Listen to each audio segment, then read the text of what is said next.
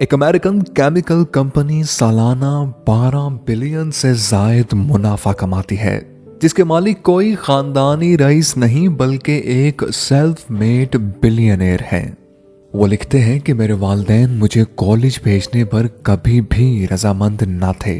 उनके पास मेरी फीस देने के लिए भी पैसे नहीं थे।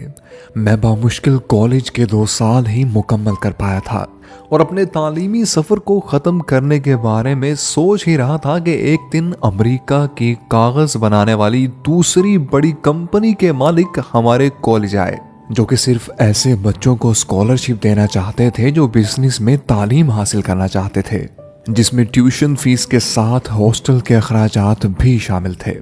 मैं बिजनेस के बारे में कुछ भी नहीं जानता था, लेकिन मैंने सिर्फ स्कॉलरशिप लेने के लिए बिजनेस में डिग्री लेने का फैसला किया।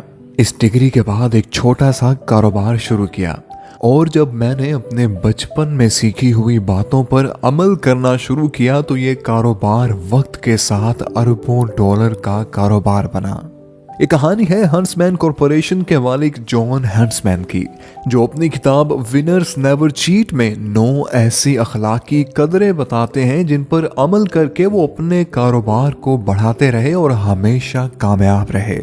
सबसे पहले कोई भी एक्शन लेने से पहले एक लम्हा रुकें और अपनी मोरल कंपास चेक करें। अपने अंदर की आवाज सुने कि ये काम सही है या गलत, क्योंकि अंदर की आवाज कभी झूठ नहीं बोलती। आप अपने किसी भी एक्शन या फैसले से किस कदर मुतमईन हैं, इसका फैसला लॉजिक्स और रीजंस पर करने या दूसरों से करवाने के बजाय अपने अंदर की आवाज सुनकर करें। हमेशा वही करें जो ठीक है, चाहे आपकी कंपनी रूल बुक में वो ना भी लिखा हो। अपने कारोबार में जारहाना तौर पर मुकाबला जरूर करें, लेकिन मुकाबले की दौर में कायदो कवानीन की पाबंदी लाजमी करें। कारोबार में झूठ, रिश्वत और धोखाधड़ी से काम ना लें, क्योंकि इनसे वक्ती कामयाबी तो हासिल की जा सकती है, लेकिन लॉन्ग रन में ये आदत हमेशा नाकामी का बायस बनते हैं। काम में अपना अखलाकी मयार बुलंद रखें। मार्केट के मयार के मुताबिक कारोबारी दौर में हिस्सा जरूर लें, लेकिन कभी भी अपनी वैल्यूज पर समझौता ना करें। अगर आपने एक बार भी अपनी वैल्यूज पर कॉम्प्रोमाइज कर लिया तो आपके लिए मार्केट में अपनी रेपुटेशन और क्रेडिबिलिटी को दोबारा कायम करना बहुत मुश्किल होगा। हर कोई रिश्वत ले रहा है, हर कोई सिफारिश से काम करवा रहा है। इन तमाम एक्सक्यूजेस को इस्तेमाल ना करें। अपने अच्छे बुरे एक्शंस की जिम्मेदारी खुद लें, कभी दूसरों को इल्जाम ना दें। उसूल नंबर 3, अपने उसूलों से लीडरशिप में ऐसी मिसाल कायम करें कि लोग आपकी पैरवी करें। अपने बिजनेस या ऑर्गेनाइजेशन में सबकी बाहमी रजामंदी से उसूल बनाएं। कभी भी अपने उसूल ये सोचकर खुद ना बनाएं कि आप लीडर हैं। एक बासर लीडर की तरह अपनी टीम को साथ लेकर चलें, क्योंकि सब मिलकर ज्यादा बड़े गोल्स हासिल कर सकते हैं। उसूल नंबर 4, हमेशा अपनी कही हुई बात पर अमल कीजिए, इससे कता नजर के इसके नताइज मुस्बत होंगे या मनफी।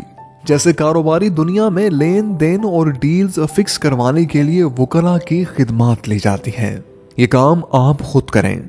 किसी भी मुआहिदे पर बातचीत खुद तय करें।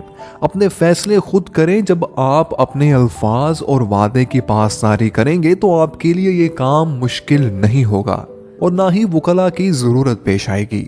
वकला की खिदमत सिर्फ कानूनी मुशीर की हैसियत से इस्तेमाल करें।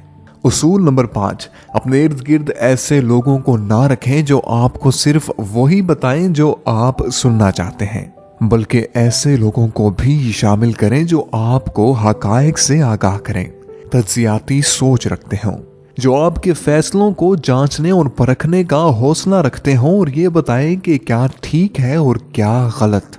और ऐसा सिर्फ वही लोग कर सकते हैं जो आप और आपकी कंपनी के साथ वफादार होंगे। उसूल नंबर 6, कभी इंतकाम या बदला ना लें।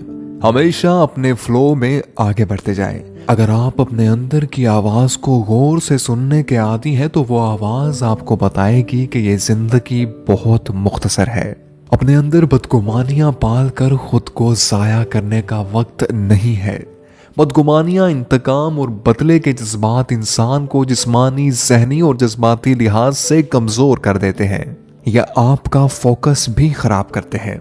अगर आप माजी में मिले हुए किसी धोखे के बारे में सोच सोच कर परेशान रहते हैं तो आप कभी भी आगे नहीं बढ़ सकेंगे। माजी को याद करके परेशान होने के बजाय जो काम कर रहे हैं उसमें कामयाबी हासिल करने के लिए मेहनत करें। उसूल नंबर 7, हर एक के साथ इज्जत और एहतराम से पेश आए।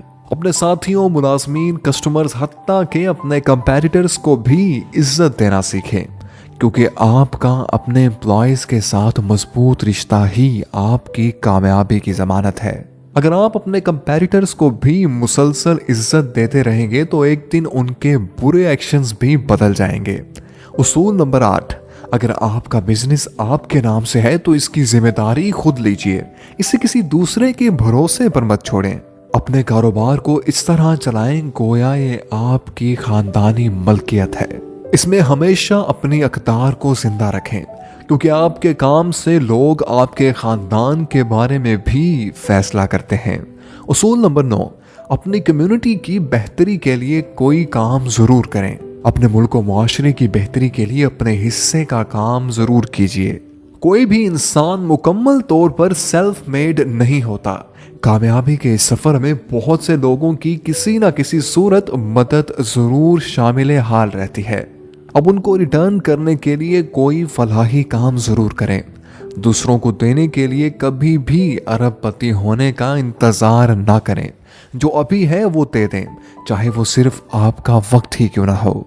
दोस्तों, ये थी वो 9 अख्तार जो हम में से हर कोई बचपन में सीखता है, लेकिन हम आगे बढ़ने के लिए इन्हें कहीं पीछे छोड़ देते हैं और बदकिस्मती से आगे भी नहीं बढ़ पाते।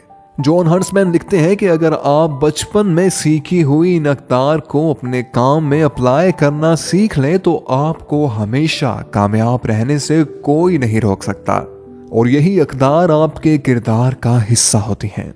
There are basically 3 kinds of people: the unsuccessful, the temporarily successful, and those who become and remain successful. The difference is character.